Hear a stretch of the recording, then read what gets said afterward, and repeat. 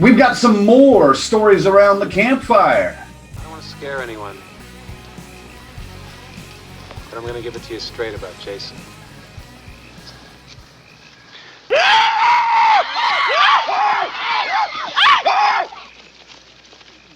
Hey, come back! This time, we've gotten a chance to finally review The Stylist, the debut feature from Jill Gevargizian. Guys, what'd you think of this one? Let's start with Colonel on The Stylist. Starts off with a fucking bang, I'll tell you that. Great start. I'm like, yeah, here we go. And then we go into a slow, very cringy at times burn to get to a pretty good payoff. But fuck, it takes a while for us to get there. And there's a little less gore than I was expecting, especially at that start. Don't want to go too far till we really dig our claws into this movie. But that was my first impression. Fast start, slow burn, a decent payoff at the end that I seen 7 miles away. It was still cool nonetheless. After seeing the trailer for this, I did not think this would be like a full-on slasher. I was kind of assuming it would be more psychological, more of a character piece like it ended up being. Although it could have taken that turn and gone full slasher, but it didn't. Ziggy, initial thoughts on The Stylist? Just take the slasher term and just throw that out. But listen, man, Curl and I are kind of the gore hounds around here, and we would prefer a slasher in this situation. But this film actually is pretty good. The setups are necessary, easy to follow here, as far as what's going on and why we're heading down the road we're heading. It's just, we're someone on the edge and pretty much have already dipped into the sea of madness a couple of times, but looking like their last dip before they're going down for the final time is here, this story. It is good, man. I was digging the whole movie. I was into it the whole time. It's not a slasher. You cannot call it a slasher. And I saw that in the descriptions and stuff, and I was like, "Ooh, boy!" I got excited. And oh yes, you get what looks like to be foreshadowings of what's going to be a huge slasher, but not quite. The ending's totally worth it, and it was great. The Stylist might not be for everybody, but it's better than most that are walking this line of horror slasher, and this is a good depiction of someone losing their fucking shit, their marbles, and it's good. It's done well. So I really liked it. Najara Townsend delivers a stellar performance as Claire, I think. A socially awkward hairstylist who's just trying to find a connection with someone, no matter what it takes. She captures this almost perfectly, and it's a piece of haunting beauty to watch, in my opinion. She struggles with internal anxieties in a very outward way, and I was captivated by her performance. The strange thing is, and you guys may know this too, I know a girl a lot like this. Now, luckily, she's not a hairstylist, and I still have all my hair, but I knew a girl a lot like this. I mean, she's a great person, probably a wonderful friend, but she's lonely at heart, and once she finds someone who gives even like an ounce of attention, she latches on like a starving child. And as much as I enjoyed her company at times, it became too much for me for a while. I don't know if you guys remember me talking about this a couple of years ago. It became too much for me at an unusually, even lonely time in my life. I just abruptly cut it off. I was just like, this is too much. I can't deal with this right now. I'm in a weird spot, and this is becoming too weird. So I kind of pushed her away. And the character of Claire reminded me a lot of that girl. Do you guys know anyone in your lives like that, Ziggy? I think we all know a Claire like this, socially awkward person, dips in with the society as little as possible, and looks like she's been on her own and alone for a very long time. Like everyone is, in her family has died off or left. Hopefully you don't know anyone that goes this deep, but I mean, it is pretty familiar seeing, especially a hair salon.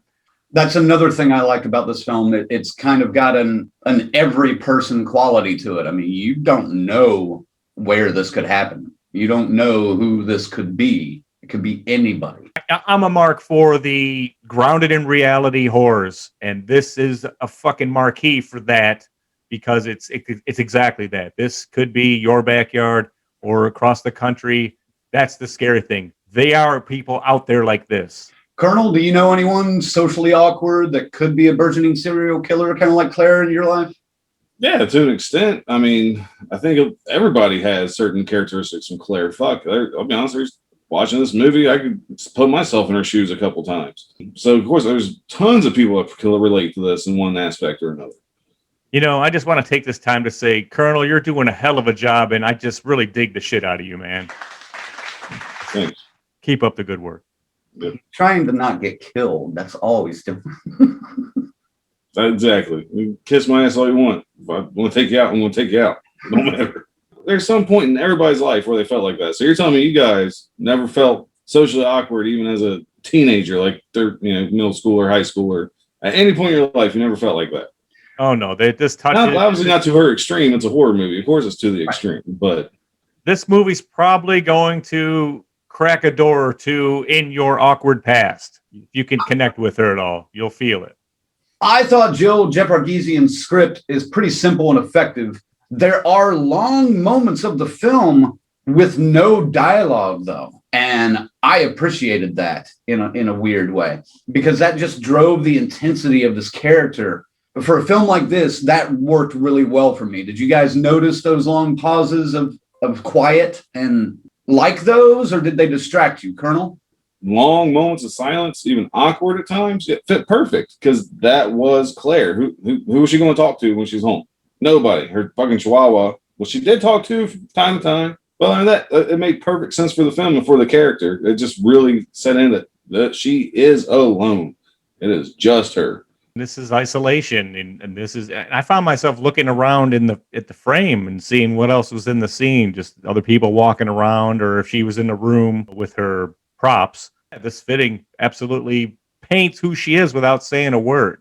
Very good. We've already talked about Najara Townsend a little bit, but another actress I also want to highlight is Bria Grant, who appears in this as Olivia, and then also was in After Midnight, which we just reviewed, and was in Lucky, which we're about to review. Olivia was another great character in this, and the scenes between her and Claire were like a strange, uncomfortable perfection, I thought. What did you think of Bria Grant in this, Ziggy? She's like their bubbly friend. You always have a good time if you were her friend and out with her and stuff. But someone like Claire, you're only going to be her friend as long as she needs you. That's what I kind of got from her. She's good. She's really good in this. And hopefully she sticks to horror. She did a great job. She played the perfect polar opposite to Claire. She did a great job. Granted, I didn't get the sense that she was only your friend until when she needed you, and after that, she was done. I think Claire kind of did her a solid, and then I think she kind of picked up on her socially awkward vibes when she invited her over to see her in the dress and was like, why don't you come out with us? I think she was just kind of being friendly. Right. Like, that's the way I interpreted that character. Not Yes. I'll use you till I don't. Later on, though, when line was crossed. Well, later on, line was crossed, but still at the same time, that line needed to be fucking crossed. I would have done the same fucking thing. And like, she says it that Frank way. alluded to it earlier, someone was being awfully fucking clingy. And that goes to those cringe moments to me where I was like, this is almost too cringeworthy. Where I was like, oh, God, don't do it. Don't do it. Oh, and she's like, she's trying to make the text and everything and just putting the phone down. And it's like, yeah, man, it's like, let it go, sweetie. Let it go. And she had a stage 5 clinger there. I'm looking all over for you. I gotta get out of here pronto. I got a stage 5 clinger. I need more time. Did you hear what I just said to you? Stage 5, virgin, clinger? Let's go. I'm gonna start the car. I'm serious. Let's go. She had to be mean to her. I knew exactly what Olivia was going through at that moment, because I've had that conversation almost, not quite with those exact words, but pretty damn close, where it was just like, look, this is not what I want right now. Get back. Now, most trailers that we see, they give us expectations that we're not sure if a film is going to meet those. We all had expectations a little bit, it seemed, about this movie. Did this film meet your expectations, Colonel? Easily no, because even in the trailer, I was expecting a slasher. The synopsis, I was expecting a slasher. I got something a little more along the lines of May. So I was a little taken back that I was in for a slow burn. I wasn't expecting it. You're getting more used to these slow burns, I guess? Is that what you're saying? I'm trying because that's all they fucking make. for you at least, it was a little too much May and not enough Maniac. Is that what you're saying? Pretty much, because when you start off and I'm expecting Maniac within the first 15 minutes, and I get May the next, 60, I'm a little shocked. It's a Maniac sandwich with May stuffed in between. Maniac, May, Maniac. No, more like a Maniac May. I don't want to take it from Zag, but I'm going to. Kind of like Tales from the Crypt. Maniac May, Tales from the Crypt. I was like, nah. Ziggy, did this meet your expectations? I know you're a gore hound. You were probably thinking slasher too, but You thunder stealing fucks. All right. Maniac, that's definitely came up in my mind a lot watching this movie. And just kind of like, wow, here we had this creep walking around and grabbing women, and now here's a woman walking around grabbing women. What the hell? You got no chance, ladies. You got no chance. It's still cool seeing Claire's portrayal. It's still cool seeing her struggle with trying to connect with somebody. The ending is a payoff. I won't even say Tales from the Crypt. It's Creep Show. It's great. It's predictable as fuck, but it's great. It's like, oh, they're going to go there, and they do. And it's fucking cool. I liked it. The payoff made it worth it for me. It actually probably saved a couple of points for this damn thing when we score it. But I dug it. did you find yourself empathizing with Claire as the anti-hero? Yeah, almost have to. Like I said, it does crack some of those doors. So yes, you absolutely feel for her at times, but then her craziness just overshadows all of it. And you're just like, okay, get the fuck away from me. It's definitely, you can relate. Let's not forget this. She's fucking crazy. Of course, I'm going to relate to her. Also, be honest, at times, my word of this review is cringe-worthy. Because sometimes it really is almost too much. It made me cringe. It's like, okay, now you're just trying to make it too awkward. You took me out, reality-based. I was in it, and you took me out for a little bit, and you pulled me back in. At times, I just felt like it was too much. I didn't feel that at all because, like I said, I could see a certain person being exactly this way. I've seen her be this way. Again, not to the extent of killing or scalping people, but I have seen this exact shit happen. One thing that kind of threw me off at first, the use of split screen. Was it something that you thought worked in the film? No, it didn't bother me. And yeah, it worked for what it was doing. It's showing the different lives of our two main characters. I mean, it set it up perfect, the differences between the two. So it served its role. I'm glad they didn't stick with it too much. But for the time we had it, didn't mind it at all. Totally understood what they were going for, and it worked. Oh, yeah, man. This is the definition of duality. This is, they're showing how they are exactly the same and so different. Some of the things people do are exactly the same. It just shows you how they branch out, and as the day progresses, very fitting and very appropriate. You guys mentioned this a little bit already, but I wanted to talk about the makeup effects because the removing of the scalp I thought was fascinatingly good. And the other points that had, a little blood, a little gore, they weren't over the top, even though they could have been. They were more, again, grounded in the realism that you guys have kind of pointed out about this film already. Did you guys appreciate that, or did you want more? Ziggy, you gore hound fuck. You always want more. Come on, man. That's some actual stabbings and rippings and stuff. It's only going to make this even better for me. It doesn't matter here because the story is good enough, and the real focus is the disturbing portrayal of Claire. I would have loved to see more. Go Italian style, man. Go fucking Savini. Do that fucking, get that Nicotero rips and pulls and spurts and shit. It would have been great. Would have just made a good film much better for me. Did you like the scalp removal of that? Oh, that was wild, man. Yeah, I don't know what sound that was that they were using to make the ripping sound, but that was fucking ridiculously cool. Mm-hmm. How about you, Colonel? They say less is more, but not in this case. I needed more and more and more gore. Granted, the scalping was fucking awesome, and there's this, and one of the kills, one of the few we get, the random act of violence is what I consider it, because this person had nothing to do with the story. But that was pretty nice when, he got pulled out and you got the nice little spray coming out. I was like, oh, thank God, something. But again, that's what I'm talking about, is it could have been overly done, but they kept it kind of real. And I like that. I think we've talked about this movie as much as we can, at least. Let's give it a ranking. You know what, though? I'm going to start with Ziggy this time. You know why? Because Colonel Needs a stylist for that fucking bearded menace he's got going on up there. We'll get to him in a minute. Ziggy? Actually, the expectations were pretty low because bigger disappointment.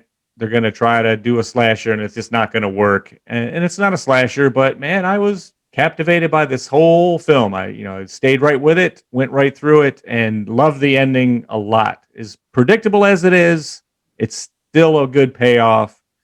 I fucking loved it. This movie, for me, a solid 7. The ending, you saw it coming a mile away, like both of you have said, but it just works so well. The Stylist. I'm torn with the score because, it gave me a very tingling feeling at the beginning.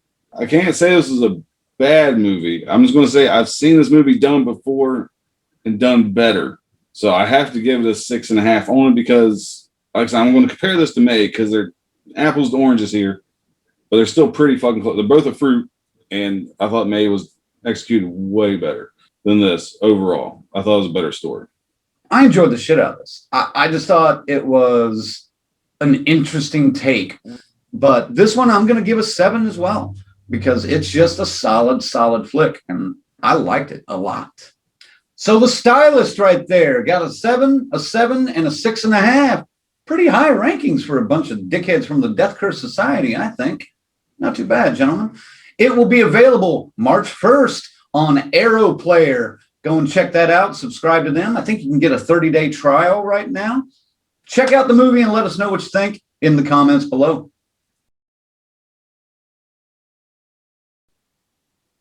Hey, that's it for that story, but we've got more to come later this week on Stories Around the Campfire, Death Curse Society. Hi, this is Danielle Harris, and you're watching Death Curse Society.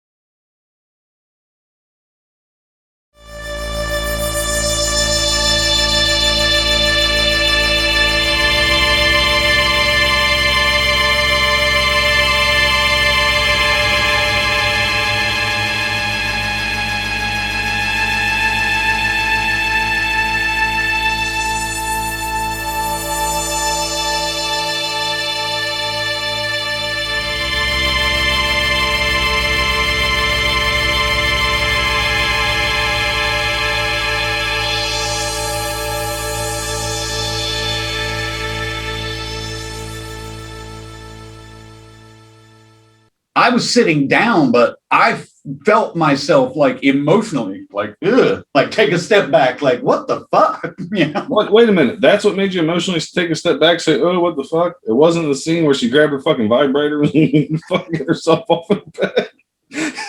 That's the part where I was like, oh. But still, that wasn't very hygienic, man. Oh no, she's going to the top drawer. They wouldn't do that, would they? And then they did. They do. Colonel, it's all right. It's good. God damn it. It's all right. Give us a ranking, Colonel, minus the the buzz on this film. I really got to think about it. No. What? What'd I say? Felt that building up as he was talking. I was like, hold it in. He's done. What up? It's the Colonel Death Curse Society. If you enjoyed that video, be sure to subscribe to our YouTube channel. And I punched the numbers in my computer. The computer don't lie. If you don't subscribe and watch more videos, you may be a dead fuck. So be sure to click over here for more videos from Death Curse Society.